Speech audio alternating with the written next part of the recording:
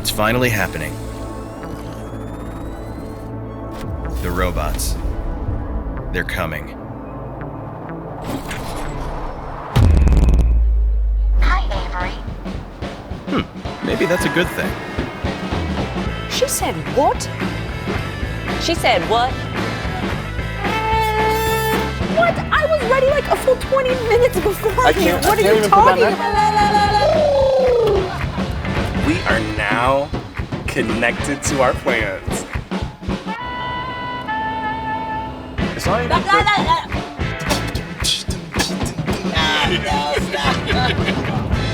It drives better than you do, babe. Who does? Bye, robot.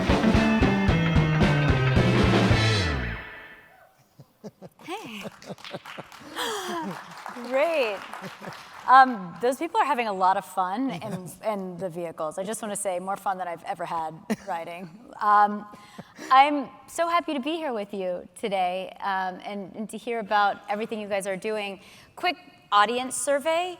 How many folks here have taken a ride in a Waymo? Oh, wow. Number. Very cool. And where? Just shout out a couple. San Francisco, right, okay. Okay, so this is a crowd that like knows what's up. How many would like to? Okay, all right. So, Tekedra, you are the co-CEO of Waymo, and I want to get into a little bit of your history as a leader because I think it's super interesting and relevant for this particular company and this moment. But I'd love to start with, and it sounds like the audience is pretty familiar, so we don't have to stay here too long, but a little bit of the history of Waymo. It started as Google's self-driving car project, spun out of Google's R&D lab in 2016. That was a minute ago, so Yes. Give us a little bit of sense of where you guys were and where you guys are now. Yeah, so thank you. So in 2016, as you said, we spun out from Google and became an alphabet company, though still. And the idea of a moonshot back then, when we were first founded, is really if technology can be used to improve the lives of humans, let's figure out how to use it. And so that's when Google's self-driving car project was born. To become Waymo, it had to be deemed at least viable as a concept. And that's the time that I joined the company. And it was really to think about how to commercialize this technology. Because you can build technology in a lab, but if you can't actually figure out how to make it what people will use and integrate into their daily lives, then you're not actually going to realize the mission. And so over these last, almost 7 years since then, since 2016 when we spun out, it's been this mission of, one, continuing to build the Waymo driver. One of the biggest decisions that we made right after spin out was that we are not going to build a vehicle. We're going to focus on building the driver, and that we would partner with companies, automotive companies, and buy vehicles and then upfit them with our driver. That was a really important moment for us, right? Because it's about staying in the lane of doing what you're really good at, and also partnering with people who had hundreds of years of experience in building cars, which is what they're really good at. After that, it's really like, how do you drive towards consumer sort of adoption, education, community engagement? And so one of the earliest things we did was we were the first company to issue a safety report. And that's because at the time, there was a permissive sort of regulation at the federal level, encouraging people to voluntarily submit these safety reports.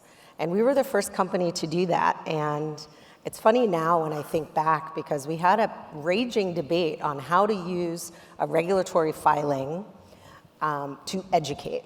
And that's what we did. It kind of looks, it's available on our website, and it kind of looked like a magazine, right? It had images, it really described the technology, the hardware, the software, the compute stack. And so, of course, we took some heat because it was like, this isn't a serious regulatory filing. But on the other hand, we got a lot of credit because it was the beginning of us learning how to go from a lab to a business that intended to put these cars on the roads and ask people to, pay for a service. And so one of the things we had to do was educate about the technology. Why should you trust it? What does it do? How does it work? So we answered those questions. And even looking at that, if you look at your history, you went back, you joined in 2017. Before you were co-CEO, you became, when you joined the company, before you were at AOL, Yahoo, eBay. And I saw something you said about when you were interviewing for the role, and at the time the role was global policy. You said in an interview, at first I thought it sounded terrifying. Yeah. And I was just saying to her backstage, like, she helped with like look at mass surveillance, like during the Snowden era at Yahoo, like has seen a lot of stuff. And you were terrified joining. You saw it as like a challenge. What about it at the time was scary, was challenging to you? I think it was a lot of regulatory frameworks exist for technology, and it's really a question of retrofitting them for the new advancement or the new innovation. In this case, what I knew is that if the technology works, then everything would hinge on whether or not there was a regulatory framework to commercialize it. And that just felt like what I refer to as a money where my mouth is moment. Like if I really think I know how to open a market, if I really think I can develop a strategy that's sort of worthy of the trust of the community around the technology, then this is the opportunity for me. And that was like terrifying, but I thought of it like, if it doesn't terrify you, shouldn't do it. So it was. And now, give us where you are now. Where can you actually ride in one of these vehicles? Where are you going? And I think it's like over the last, even in the time they announced that we were doing this interview, there's been headline after headline of Waymo now going on highways, going here, coming to this market. Can you give us a quick overview of where you can actually ride in one of them? Yes.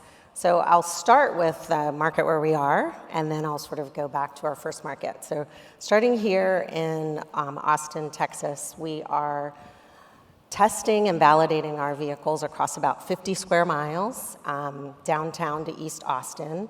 And we're really excited because by the end of the summer, we will have rides available to the public, or by the end of this year. And so we're really, really excited about that. Right now, employees can take rides. In Los Angeles, starting tomorrow, we're actually going to have from Santa Monica to downtown LA, limited access for members of the public. And in the coming weeks, we will start charging for those rides because a couple of weeks ago, we received our CPUC permit to allow us to do so. So that's really exciting to us. The two markets, which I heard a few people say LA when you asked the question, but the two markets that we've sort of scaled over time are San Francisco and Phoenix. San Francisco is all 50 square miles, and it's 24/7. We had about 200,000 people on a wait list. The majority of them are now in the service. And so we will eventually go to what we think of as no wait list at all as we continue to go through that wait list. And then in Phoenix is where we have 225 square mile territory since October of 2020. That service is available 24/7, and it includes the Sky Harbor Phoenix Airport, so you can fly in, grab a Waymo from the curbside, go to your location downtown Phoenix or out to Scottsdale. And so just to give a sense, because we always say 225 square miles, I mean, that's like 10 times the size of Manhattan. And so it's not only the longest running fully autonomous territory in the world, it's also the largest. And so we feel very proud of the amount of progress that we've made over time in Phoenix. And I mean, first Austin Riders later this year, that's new, right? That hasn't been announced, so that's news, and That's same with the first public riders in LA. That's right. You know, there's always the promise of self-driving cars. As I've been covering tech for 15 years, which makes me ancient, I would say, in the tech community. But I remember it was 2015, Elon Musk came out and said that self-driving cars that could drive anywhere would be here in 2 to 3 years. And then you had then Lyft CEO John Zimmer, 2016, say that this would all but end car ownership by 2025. Like, it's 2024, so we've got some work to do. Why have so many of these predictions been wrong? I think it's because it's the engineering challenge of our generation. Like, it's a really hard problem to solve. In what sense? I think, getting from the concept of doing a fully driverless demo which is where I think a lot of companies can kind of get to, and we certainly spent a lot of times in the early days doing demos, to fully autonomous, where you remove the driver from behind the driver's seat and can fully trust the technology, and you don't ask the human to take over after inviting the human to be distracted and not drive. That is, we're still the only company in the US that's ever done that. And we first did it here in Austin in 2015. And I just think it's because it's very, very challenging. The number of scenarios that you have to plan for on the roads. I mean, our cars have seen everything on the road, from, mattresses to people to, bags of trash to, elderly people walking the wrong way on a high-speed road. I mean, you really have to be able to react to the world around you. It isn't a pre-programming notion. And so it takes a lot of time, and then it takes a lot of investment. And so I think, we learned our lesson in the early days. We would predict, how soon we were going to be here or there or doing this or doing that. And we've just learned that it takes so much humility to really understand the kind of learning journey that we're on. And if you are willing to be thoughtful and guided by what you learn, then you realize that we're not making any grand, bold predictions, because it's safety critical technology, and we shouldn't go any faster than the technology allows. And by the way, everyone, I'm going to open it up to questions with 15 minutes to go, so please think of those questions too. You said something to me before. You said technology moves faster than people's expectations. This being driverless cars, autonomous vehicles, moves slower than people's expectations. That's to the point of what you were just saying. There's just, the stakes are high because it's human autonomy too that we give up to go into these cars. That's exactly right. And I think that, when I first joined Waymo, my mother said, well, why? Why would I get in a car without a driver? And I think you have to overcome that for people. And then when people get in the car, they're like, oh, it's just a ride where I feel actually free to do whatever I want to do in the car, and I feel very safe. But that's a mental hurdle that people also have to get over. So in those predictions, there was no real appreciation of the adoption curve either. Right. That there would be skepticism and hesitation, and that we need to take our time to bring people on this journey with us. Silicon Valley has always been move fast and break things. This was the motto of Facebook Meta for many years before they had to take down those signs on campus and put up different signs. I remember that transition. You guys have historically been, if you look at all the different, if you look at your competitors, you guys have historically been known to move slow. I think I saw a writer describe it as a grandma approach, which I think a lot of folks in Silicon Valley would kind of would hate, but it seems like you guys take that, you're very proud of a grandma approach. Is that, Well, it's a really, really interesting question. So I'll answer first by saying I love my grandmother. Right. So right. That's by the way, I am nothing wrong with grandmas. Maybe we want to bring grandmas back to the conversation. But this is why I ask you. It just is the antithesis of Silicon Valley. Exactly. No, I think you're right that, we took a lot of heat for obeying traffic laws. When you're building an autonomous vehicle, the first thing it does is observe the world around it, and it needs to be able to comply with the laws. And the reality is that human drivers around those vehicles are not complying with the laws, and it can be really frustrating at first to be around a vehicle that's driving and stopping, coming to a full stop, and not turning left on, or not turning right on red if that's not allowable in the law. And over time, of course, our vehicles start to adapt to the environment around them. And so when people first got in San Francisco after years of not being in, they said, the driver felt very aggressive. It felt like a San Francisco driver. And it's right, because it's learning and it's adapting.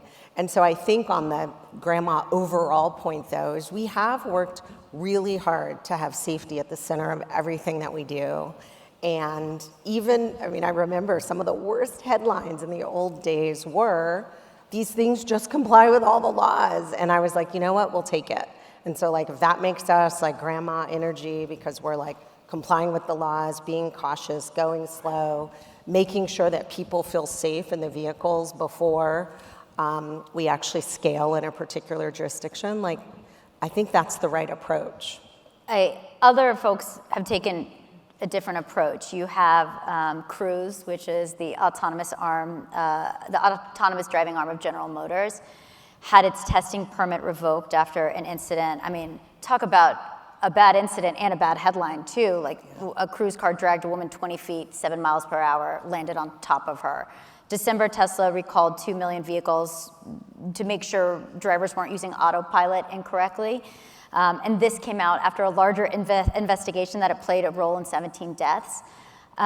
People are already skeptical. People are already fearful of new technology. What have you learned from your competitors' mistakes? I think trust is something you have to work hard to earn every single day. I think we don't take for granted.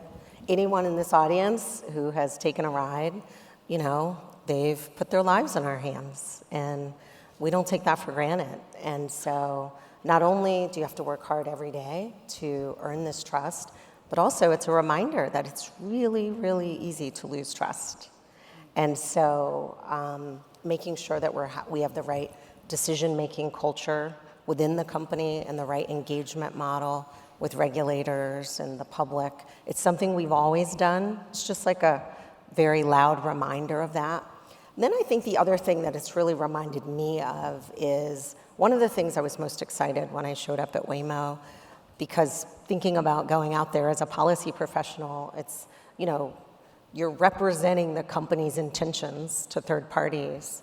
And so being in the company and making sure that what you're saying is what you see that we're doing. And I think the humility of, we refer to our employees as Waymonauts, the humility of Waymonauts, you know, brilliant, hardworking, really passionate, mission-oriented group of people who have the humility to go slow, who have the humility to learn. You know, we sort of have this internal learning culture. So that's the other thing that I've really sort of been reminded of, is it takes the right kind of people coming together on this mission, and they have to be focused on the company's mission as a whole. And then they have to have this special, like, you know, it's not for the faint of heart, Laurie, you know. I mean, well, that's what I'm saying. You see these headlines, and there's more of an appetite for risk for human drivers making mistakes than there is for an autonomous vehicle making mistakes. This is one of the biggest, I think, psychological things about these. But you see these headlines, and you're like, oh, we are so far away from driverless cars. I can imagine when you guys behind the scenes see these headlines, it certainly impacts when you talk about building public trust. It's hard for you to say, oh, well, it's not one size fits all. That's right. I think it's important. One of the things we always try to do is remind people we build our hardware and our software stack, our compute power, everything internally ourselves. And so the technologies are not the same. We do remind people of that. However, you know, if you look at the polling data, it does cloud what people think. It is challenging for, you know, consumers to understand what's the difference between the Waymo driver and Tesla, as you said, and others. What is it? Yeah, I was going to say one thing that's really important, though, is that, you know, there are the levels of autonomy, and we sort of think of them. There's 5 levels of autonomy, and we think of them as any 3, 2, and 1. You need a driver's license, and you need to be behind the wheel. 4 and 5, you don't need a driver's license, and you don't need to be behind the wheel. In 2013, we did what sort of today is referred to as autopilot. We had an autopilot capability. We allowed employees to take cars to and from work. We told them, this is on the 101 in San Francisco, we told them, you know, you're being recorded, we need you to pay attention, this is not prime time ready. And what we learned immediately is people trust the technology beyond its capability. And so we saw people shaving, we saw people checking emails, we saw people turned all the way around, and we're like, you know, I mean, I wasn't there at the time, but at the time the director of safety for Waymo was like, no, he had come to us from NHTSA, and he was like, no, we're stopping this program. That was actually the time when we decided, if we really want to make the road safer, like if this is actually what we're here for, then we have to focus on level 4 and above, which means you don't have to have a driver's license, you don't have to sit behind the driver's seat. In our fleet of vehicles across all 4 of the cities that we're talking about where we are offering rider only, there's no one behind the driver's seat. There's no one in that seat. You can get in, you can sit in the passenger seat, you can sit in the back, for those of you who haven't ridden in one. So there's no confusion about who's doing the driving task. Right. The Waymo driver's doing the driving task. In the case of Tesla and others, of course, it's still in that hybrid level 2, level 3. So that's one of the biggest differences. So take me to the strategy room behind the scenes where none of us get to go at your super secret. I don't know if it's a super secret, but it feels better when I say it in that way. Like your super secret Waymo lab. How are you guys, and by the way, I'm going to get to some of these because some of these are on my list, guys. Great questions. How are you thinking about educating people on the gap, because there is a gap between what we're comfortable with, and maybe not so much folks in this room are like, I think, techie folks who are a little bit more the first ones to jump in an autonomous vehicle. But what are you guys thinking? What is the strategy for getting, moving beyond Silicon Valley and getting folks really understanding what it's like to drive in these cars, what they're there for? What do you guys talk about behind the scenes? So we, in our not so secret but sort of secret room, talk about the need for community engagement. There are companies and organizations that have for years been either trying to make roads safer or have been trying to make transportation more accessible to more people. And, despite years and years of really hard work, the roads still, we still talk about 40,000 people every year killed on US roads, and I think it was 3.5 million globally annually, and 500 children a day, right? These are catastrophic numbers. And so there are organizations who are thinking about how to get more people home safely every day. Mothers Against Drunk Drivers, National Safety Council, AAA, just to name a few. And so in every community in which we operate, not only with those kind of national partners, we've also identified local partners, like here in Austin, we're working with the Austin School for the Blind and Visually Impaired. We've partnered with them. Why? Because, their students, their constituencies, when they turn 16, are not gonna have the same driver's license experience that I had. Now, whether or not I was safe and I should have had that and anyone should have given me a license is a whole different issue of whether or not I was safe to be behind the wheel. But the reality is this is an opportunity to expand access to mobility choices. And so partnering with those organizations, having like a genuine shared interest. You want to make the road safer. You have a constituency that wants greater independence. Let's partner together. And so then these communities become among the first that have access to our technology. And that's really special to us because, one, it gives us the chance to create better products. Like, we are constantly learning, and we've had product improvements that anyone who's taken a Waymo sees today because of these partnerships. Because, sometimes the things we're thinking that could be really useful are not. And one example that I always love, because I was around these tables for many, many years when we were doing these early tests in Phoenix, and it was some of our visually impaired users were like, I come out of the mall, and how do I know if there's a bunch of Waymos, which Waymo's mine? Like, what if I get in the wrong one? And so we created a horn honking feature on the app, so they could wayfind by hearing and getting to the right vehicle. And so these are the kinds of improvements over time and the kind of feedback. And so I also think not only is it education, it's co-creating this product. We don't think we're just doing a one-way product. It's actually a product that's being co-created. We oftentimes think about Silicon Valley when we think about driverless vehicles. You just kind of spoke to it a little bit, but I'm curious, who do you see as the typical Waymo rider down the line? Everyone who wants to move safely and freely. Honestly, I think of it, sometimes people ask me, what's the difference? I was just actually asked this last night. What's the difference between this and ride hailing or ride sharing? And I'm like, let me count the ways. So one, it's a consistent experience because, we have the Jaguar I-Pace as our vehicle, fully electric fleet. We send them back to base. They're clean, one. Two, it's extremely comfortable. Three, we have an iHeartRadio or iHeartMedia partnership, so you get to get in there and find your own music. You don't have to take over someone else's music or someone else's car. And then it's safe and it's comfortable. And so I think, it's hard for people to imagine how much it can apply to everyone's use case. Yeah. My son, to me, he's 14 and he can be skeptical like a teenager, but he gets in and he's reminded often that, I don't have to whisper. Like, Mommy, why am I whispering? And I'm like, yeah, there's no one here listening to our conversation. And so those are the adjustments that people have just made. You get into an Uber and you're like, oh, Laurie, where'd you get your pants? They're so cool.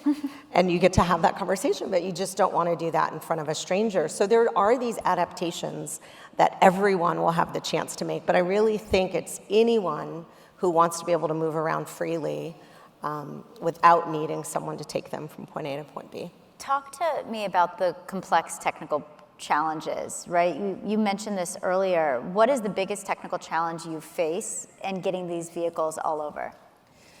I think it just depends. Every jurisdiction is different. And certainly in the early days, we were learning how to navigate, in Phoenix, we had to figure out sandstorms.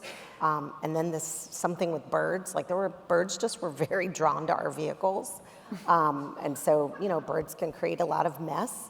And so think about like windshield wipers are on the cars, but if the car is being driven by the Waymo driver, you need windshield wipers on the sensors and on the cameras and on the LiDAR, the technology that's designed to see the world around it.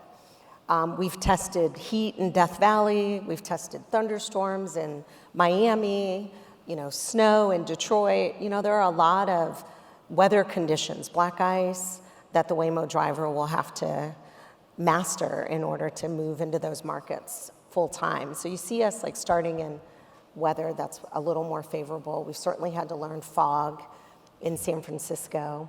Then when you think about San Francisco, it's like double parked vehicles, pedestrians, cyclists, five-way intersections, trams, trains, making sure that the driver has the capability to do all of that.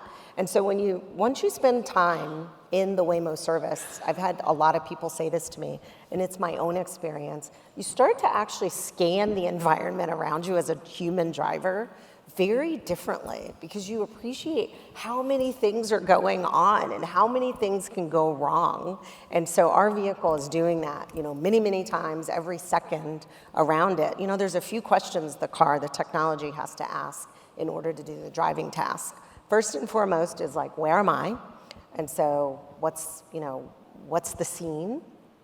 And then second is what's around me? What are these agents? Where's there a car, a truck, a human, a construction site, a flag, a stop sign, a yellow light, a yield, a child, a pedestrian, an Amazon truck? And then what are they most likely to do next? And which is sort of like the prediction and planning path. And so they're gonna go this way and they're gonna go that way. And there's all of these lines that sort of happen every second. And then therefore, what should I do? And when you're in a Waymo vehicle, there's a screen, whether you're in the front or the back, in front of you. And it doesn't show you all of that. We used to show that, and it didn't actually comfort people. So we downscope that screen. And so instead, what it shows you is just the cars, the trucks, the pedestrians, cones, because you want confidence that this thing sees that there's a construction site. And then it shows you the path that the Waymo car is taking you on. And that's really helpful for people. One, because they're like, it sees that kid. It sees that kid's chasing a ball. It's showing me which way I'm going. And so over time, we've figured out like how to give you enough clues about the technology that you're like, okay, I understand what's happening. I think that's it's such an interesting, the psychology and how you think about human psychology as it pertains to these vehicles. Because I'm listening to you talk about all this, oh, it has to learn fog and black ice. I'm like, I don't want to be part of the learning of fog and black ice, right? Like, so, you know, for folks to, I imagine there's a psychological barrier that people have when it comes to getting into a fully autonomous vehicle. And I think it was you that said this to me. It's like, in order to create a sense of autonomy for this to work, human beings have to give up a sense of autonomy.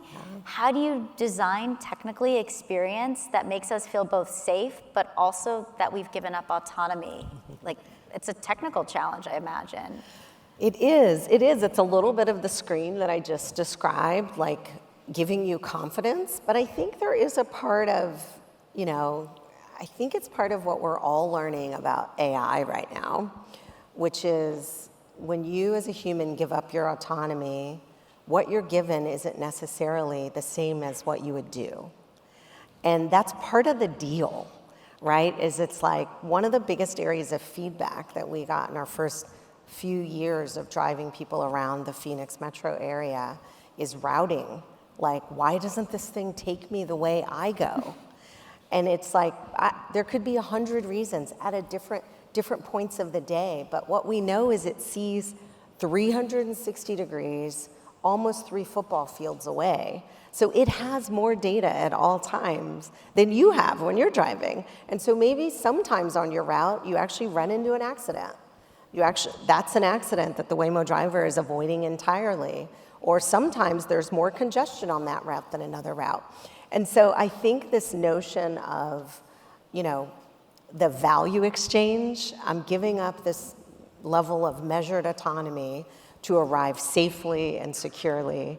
I think over time people get used to it, but we got a lot of feedback about that. I mean, my mom still argues with Uber drivers. She's like, that's not the route. So I can imagine it's going to be harder when people can argue with something that's not going to argue back. There is a psychological, that's a weird one to some degree. I think that's right. I've been in the car with people who've been giving directions to the Waymo driver, but the Waymo driver does not hear them, does not get distracted. Is there any product design that it's like it gently nods and ignores it? Or not, it's not even nodding. I don't even know how I'm speaking about it, but is there going to be any acknowledgement, or is it just like, I know what's best? No, there's no, I mean, if the person, so when you're in the vehicle, you can push the rider support button. Yeah. I think if you push the rider support button and ask them, why is it routing this way, they will welcome you to sit back and enjoy the ride. Like, how? Because they can't actually drive the vehicle. Like, right. It's all happening on board. But it's funny for me because I was in the car with someone who was like, why is it going this way? This isn't the way that I normally go. And I'm like, what do you want to do about it? And so she pushed rider support. And rider support's like, can I help you? And she's like, yeah, this thing is not going the way that I expected it to go. And they were like, is there a problem? Oh no. But did it play soothing music? Or it was just like... No, you can play it though. You can choose your own music, you can choose your own adventure. But I think what you're getting at is, it hasn't been my experience that people don't adapt really quickly. Like there's this, what if this and what if that, and oh my gosh, and da-da-da. And then especially skeptics come out. I mean, I've been standing there to meet with various skeptics, and they're like, the future's now, it's here. And I'm like, well, that was easy. I mean, that guy's playing like saxophone in the back. I saw the future, I see it. But in order for the future to come, it has to you got to deal with a lot of these regulatory challenges, which, I mean, it certainly seems with your background, this is something you're prepared to do. On Monday here at South by, the Austin mayor, I don't know if anyone saw the Austin mayor speak, but he criticized the arrival of self-driving cars. He said that companies deploying these self-driving cars need to work more closely with cities to avoid costly failures and address safety concerns. And his direct quote, and I give it to you all just so you can respond, is, I'm all for profit margins and stuff, but ultimately the public good has to play a role in this, and it shouldn't be sacrificed, and it shouldn't be secondary to the profit of the private entity. It's only fair that you get to respond. Yeah, I think that, not all companies are created equal. I think that we've definitely been focused on deep engagement from the beginning, at all levels of government. I don't think there's another way to do this. And, you know, before we showed up here in Austin, we were working with not only local community groups, but we were also training first responders on how to actually engage. To your question, you know, what do you do when you actually are trying to pull over a vehicle that doesn't have a driver behind the wheel and there's a passenger in there? We've trained thousands of first responders in Arizona, in San Francisco, in Los Angeles, and now here. It's really important that we allow everyone in the ecosystem who has a role to play that role and to play it best, right? Because, I mean, the mayor was elected in order to give the people of Austin a livable city and a livable community. So we understand that. So we want to engage in a way that makes us part of the community. We don't want to be at odds with the community. And so, you know, I get it. I totally understand. And I think our team is engaging, always will engage. And we also hope that as people incorporate this into their lives, they will start speaking on our behalf too, because that's what we saw in San Francisco. We can say whatever we want to say, but it's actually the people who, you know, can't get in an Uber or Lyft with their seeing eye dog. You know, how many times the driver has left them on the side of the road, how many times they've had to request another one, and the first Waymo shows up, them and their dog get in, and they get where they're going. And so those kinds of distinctions in the case of the mayor, you know, residents, citizens, voters, however you want to think of them, their actual lives are improved. And that's what we care about. And, you know, whether that's about profit margin or about good business, it's not really the right debate, I don't think. A debate that a lot of people will have the second you say autonomous vehicles is about the future of jobs. What do you tell Uber drivers? Are you allowed to go into Ubers and tell them what you're doing? Like, what do you tell taxi drivers who worry that their jobs are going to be taken by a driverless car in the future? Yeah, I've had a lot of conversations with drivers. I actually have friends who are Uber drivers on the East Coast, and they ask me this, like, what do you say? And I think, you know, a lot of the jobs that people at Waymo have didn't exist 15 years ago. And so I just think it's really important to not have an ahistoric view of the labor market. I mean, it evolves over time, and one of the best parts of being at Waymo has been watching us hire people from traditional sectors of the economy whose jobs have actually sort of gone away, and now they've had the chance to train this technology because, you know, we've hired CDLs, we've hired people from traditional industries to help us because they're experts in road safety, they're experts in operating, you know, large vehicles. And so we support a lot of studies around job transition.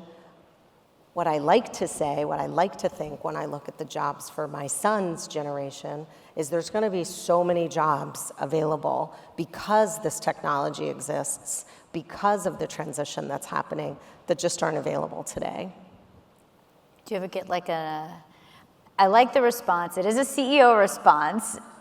So how do you deal with the emotion of folks who just say, like, this job might not even exist anymore? I think it's I think first and foremost, we have to acknowledge it. It's true. And so that was the first part of what I said. So let me pause on that for a moment. Like, we're not hiding from that fact. Like, it is true that jobs are going to go away. And when we were doing trucking, I got the question a lot.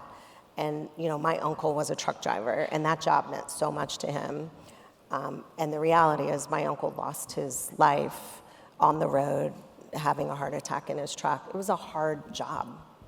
And so I don't take questions of jobs, job opportunities, job loss lightly at all.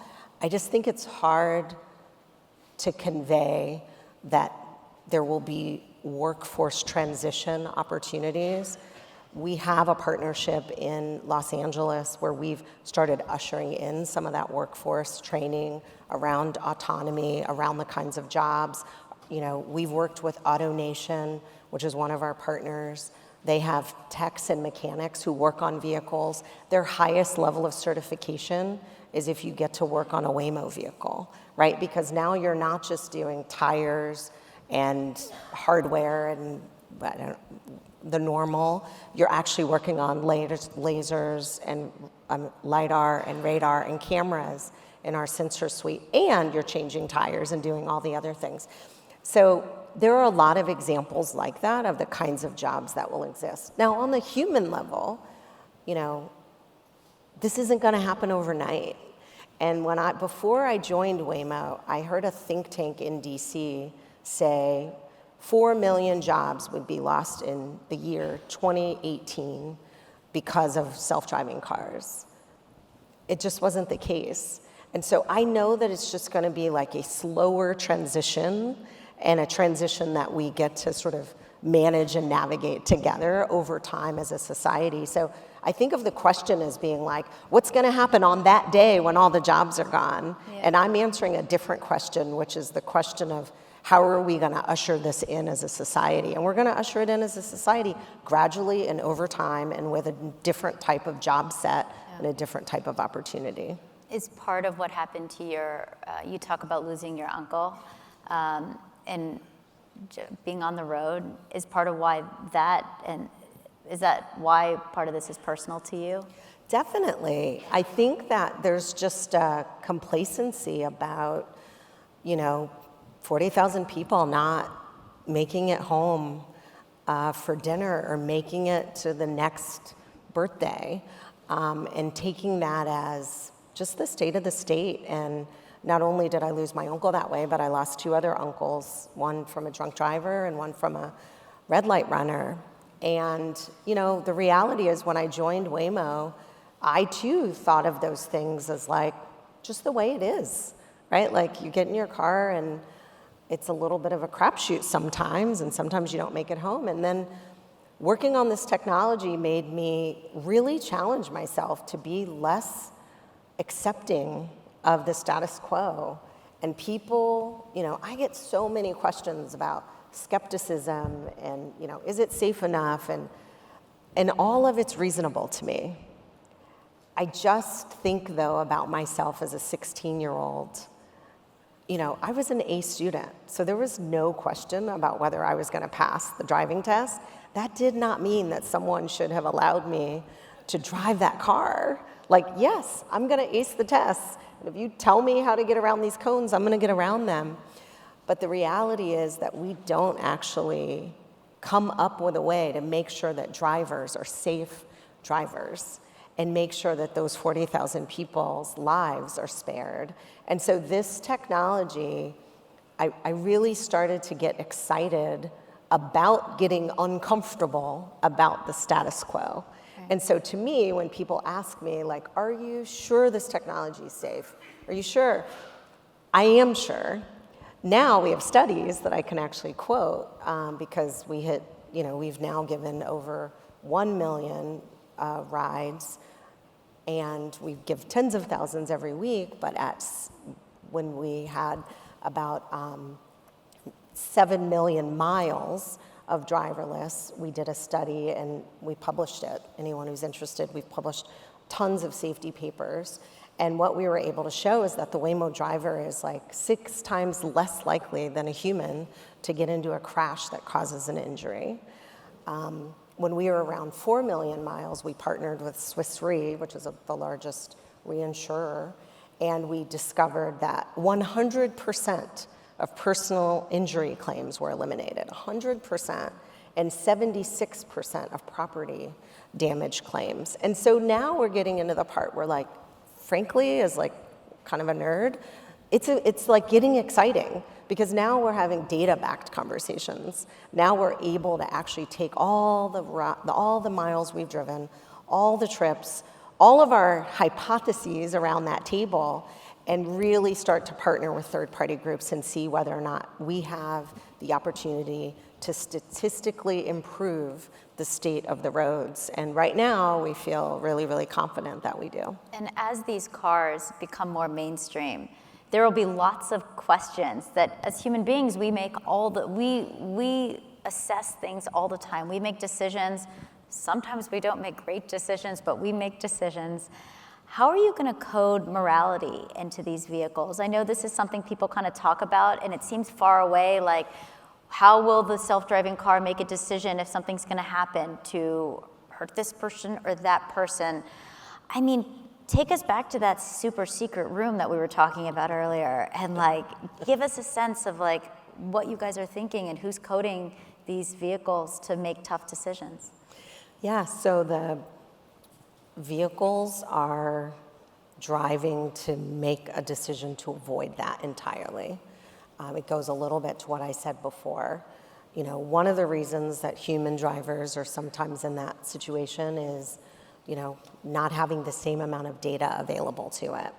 And so we really, really think of the driver as a conservative driver. When in doubt, it's gonna slow down, it's gonna pull over, it's gonna stop driving. And it gets back to why people in communities used to find it frustrating.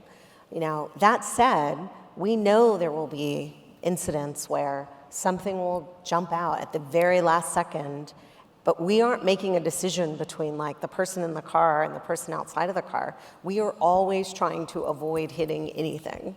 Like that is the way that the driver is designed.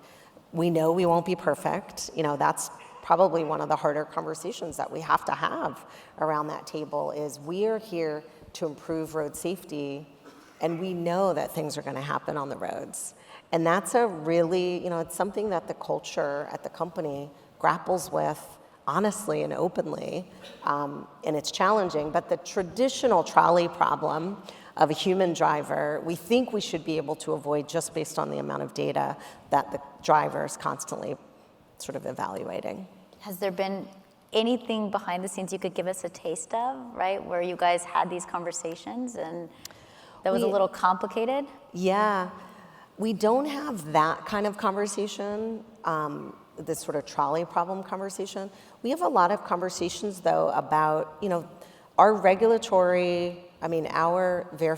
and validation methodology, which is in our safety report, is something that we developed ourselves. You know, you have to have a really strong sense of what the technology is capable of doing and a really, really, really rigorous safety culture in order to stay true to it. And I would say those are some of the most challenging and also the conversations that make me proudest about the company. You know, we will announce that we are doing something, and if it does not stay in line with our safety bar, we will pull back and we won't continue to do it. And those are the kinds of, you know, we've built this rigorous approach. Now, how do we adhere to this rigorous approach despite the demand outside of the company for us to go faster, for us to serve more people, and we've just stayed very disciplined around not doing that. Those are probably some of the hardest conversations. We have a couple minutes before I want to get to some audience questions. I'd love to ask you just like a couple personal, I mean, not so personal, but like, let's go a little personal questions. I'm bracing myself. I know. All of a sudden, I know. I'm like, how personal should we go? No, I do think it's interesting. You grew up in Mississippi. You lived in Georgia, Texas, Virginia. You lived like far from Silicon Valley. I'm curious how this shaped your view of driverless cars. Yeah. I can't imagine this is something you were growing up thinking about in Mississippi. I could be wrong. I thought about lots of weird things in Georgia. No. So like, No, I mean, it's a little bit of why I bring, with a lot of humility, because I do recognize that in the role I have to be careful, but as a human, it's why I bring so much optimism to the jobs question, because this isn't a job that I could have imagined having. It isn't a technology pursuit that I was thinking about earlier in my career, and I do think there's something about sort of being raised by my grandmother and my parents, who I love dearly. They set me out into the world to figure out what I wanted to do and who I wanted to be. And I think there's something about doing something that's never been done before that I say, that's what it prepared me for this, which is like constantly asking the questions that need to be asked to keep ourselves honest with ourselves. And so deep value system and then like a creative spirit. I have this concept of a lobster moment. Go with me for 1 minute. And this is, I promise, I have a book and it comes out, in the book we talk about a lobster moment. When a lobster, and it's all stemmed from a YouTube video of a rabbi talking about how lobsters grow. I know, it's weird. But when a lobster grows, the only way for it to get bigger is for it to completely shed its shell. And it is the most stressful, uncomfortable moment in a lobster's life. Yeah. And I thought about a lot of this having interviewed entrepreneurs my whole career, right? Entrepreneurs who go through lobster moments all the time to grow into a new shell. And I think anyone who is leading a company as influential as something that's like autonomous vehicles has probably had many lobster moments in their career. I'm curious if you could give us a sense of the discomfort, the vulnerability that potentially has led to a larger shell for you and personally in your career. Yeah, okay, so your lobster moment is my butterfly moment, so I love that. So thank you for sharing that. Definitely, I think the humility that it takes every single day to examine whether or not we're making the right decisions. Like, it's a lot of trusting my gut. There isn't a playbook for what we're doing. And it is possible for us to make decisions that are not judged as right, are not perceived as right, are not applauded, even if the technology is improving road safety. And I think that sort of constantly needing to check in and trust myself in a way I haven't. You said like mass surveillance. I mean, I've worked on really stressful stuff, but there's a bit of a playbook that exists for those things, and there isn't one for this. So that's definitely been one of the biggest lobster moments. And then I would say, secondly, I think CEO would say this, 2023 was a really, really challenging sort of post-pandemic, what are we doing? How are we collaborating? Are we back in the office? Are we not back in the office? And so leading the company through that year, it was a challenging, wonderful, rewarding. We made a lot of progress, but like keeping the culture intact was definitely the challenge of last year. What was the hardest part of that? Not having everyone back together. And so having splintering that we hadn't had before, and then needing to be honest with ourselves about what was needed. So rebooting our values, rebooting our mission, that's some of the work that Dimitri and I turned to. And I think of those as those kinds of moments, because you can build a great product, but you have to build a great company and a great culture and people who feel good about what we're doing. Cool. Well, I want to get to audience questions. What's your roadmap for Europe? I like that one. Oh, yeah. Yeah. Roadmap for Europe. We're definitely interested in expanding internationally. Nothing to share, though, specifically right now. But if you had to? Okay, I tried for you. I even did the follow-up. I love that. Okay, let's see. We covered the technical challenges. How will Waymo meet periods of high demand? Even without humans, you need a lot of cars to meet demand at events like South by Southwest. Surge pricing? God, do you guys remember when Uber did surge pricing around here for the first time? That was crazy. What do you think? Yeah, we have an optimization algorithm, and so we will meet demand based on the amount of people opening the app and demanding rides. How are regulators on the state and federal level supposed to create the right legal frameworks to balance safety and innovation? So I think, the way that regulating cars historically has been is the federal agencies, so NHTSA and FMCSA, are the ones who regulate the safety of the vehicle, and state regulates the safety of the driver, licensing, titling, registration, et cetera. We think that's still the right approach. We think that the federal government has an opportunity to play a role here in making sure that all players are safe and can put their cars on the road.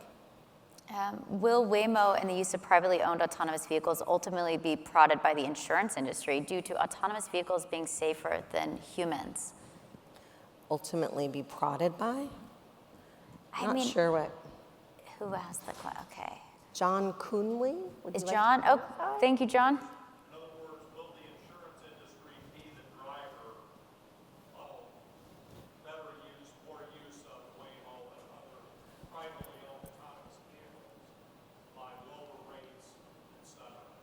Oh, interesting.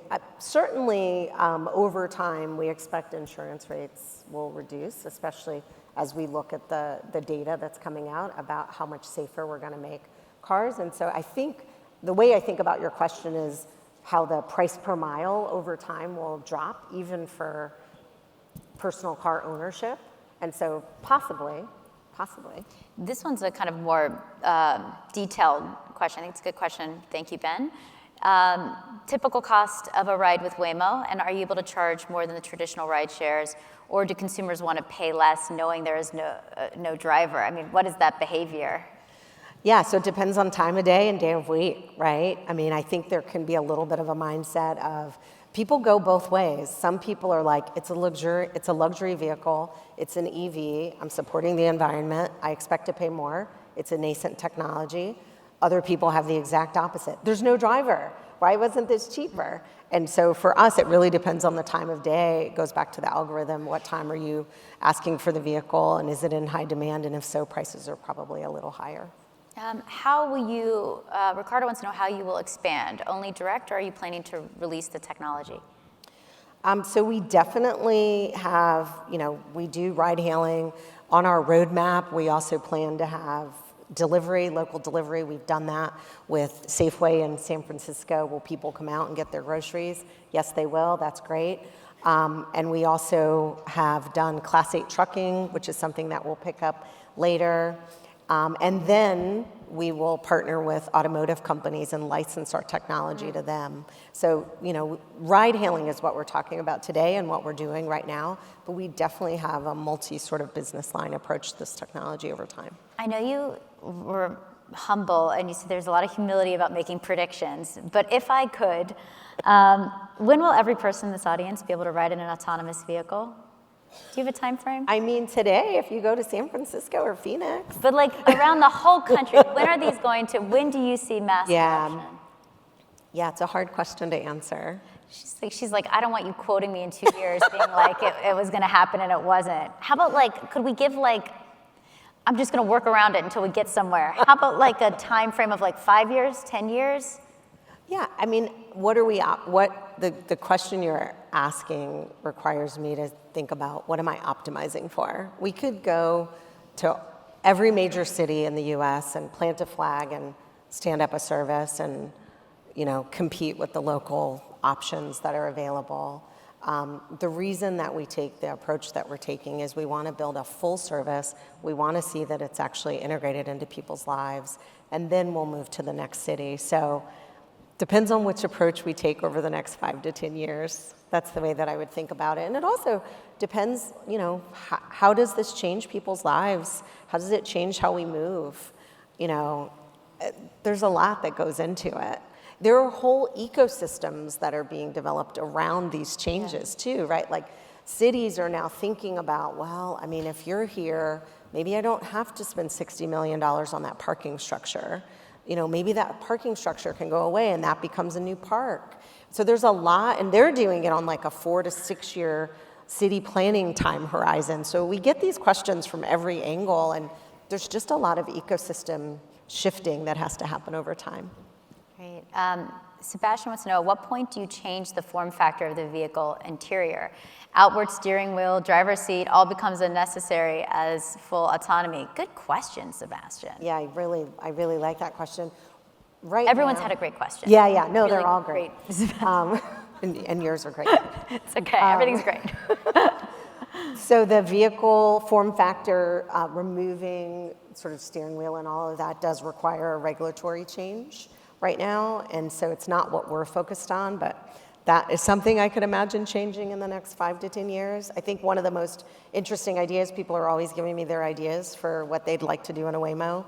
And someone told me what I'll be most excited about is when your Waymo interior is a yoga studio or has a Peloton in it.